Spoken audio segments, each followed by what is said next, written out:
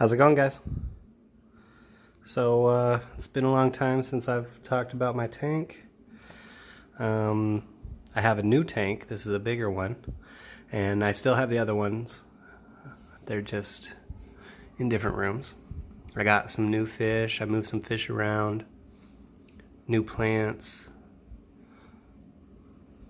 New breeding projects. Got rid of pretty much all of the live bears except for the platies. And those ones I just sort of have. I don't really do a whole lot with anymore. Too easy, I guess. But I still do have some easy ones that I'm working with now. But I'm trying to do outside of the live bears and go to egg scatters so that I can get better with the tetras, like my rummy nose I have here. The white clouds, these white cloud minnows. Those ones are super easy to breed. They'll do it every day. Just dump them off into the moss here, and then the males will protect the eggs for a little bit, and then they'll just leave them alone for the most part. I do have my ember tetras still. I've got 5 of them.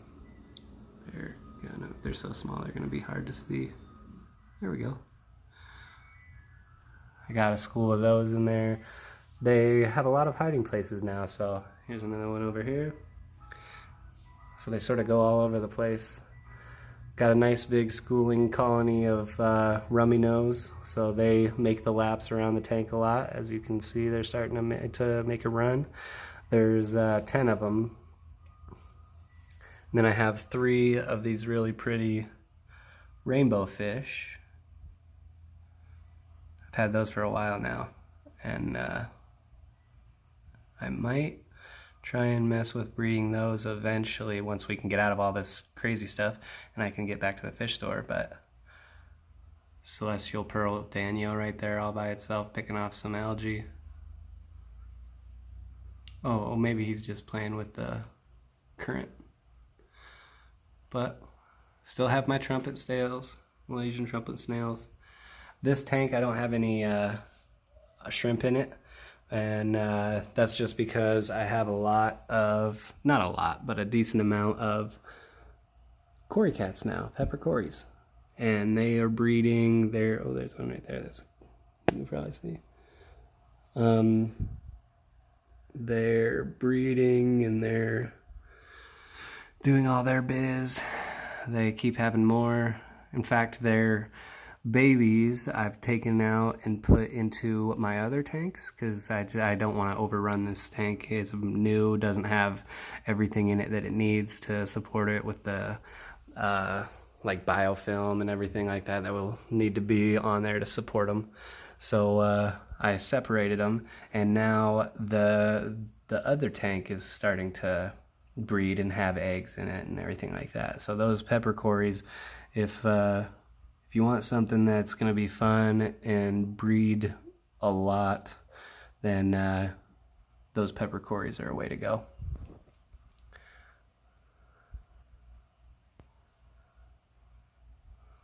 Still food on the top because it's just feeding time.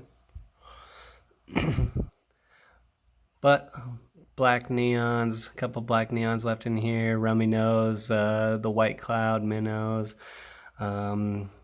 Let's see here. I've got to have, 40 plus fish in here again.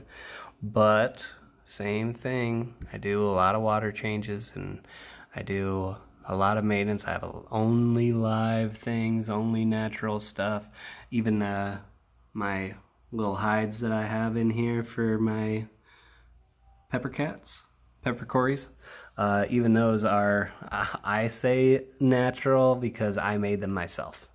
I made them, I fired them in the kiln and everything like that. I've worked them on the wheel. They're not great. They're just some of the first ones I ever did. But even those are mine. This plant, I don't know if, I did. It was that little tree I had, and I didn't know what was all on it back in the day. I just picked it up at Petco.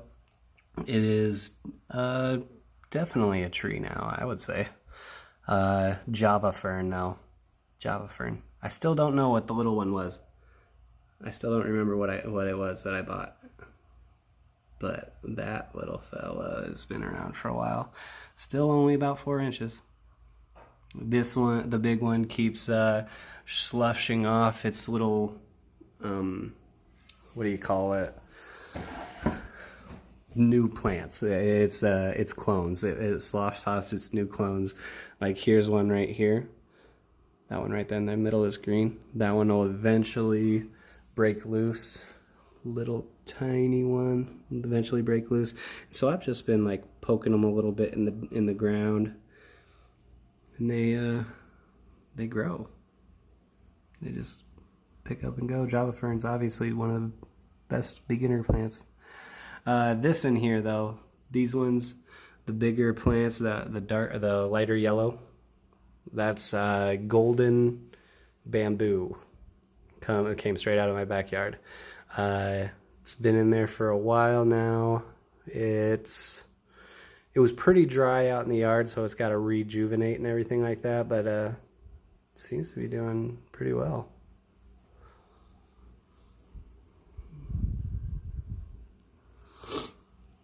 But I just wanted to give you an update, show you some things, what I've been doing with my tanks now. And it seems like it's turning out. I need to get more celestial Pearl Danios though. I don't have enough. They threw it in on accident when I was, again, another one that was just thrown in on accident when I was buying other fish. And so just like the silver tip, he's going to be unhappy and try and like stress shoal with other fish or just start attacking them and everything. But I really like them. It's a beautiful fish. Let's see if I can get them to sit still, which they don't, but I want to show you see the little dots on its side?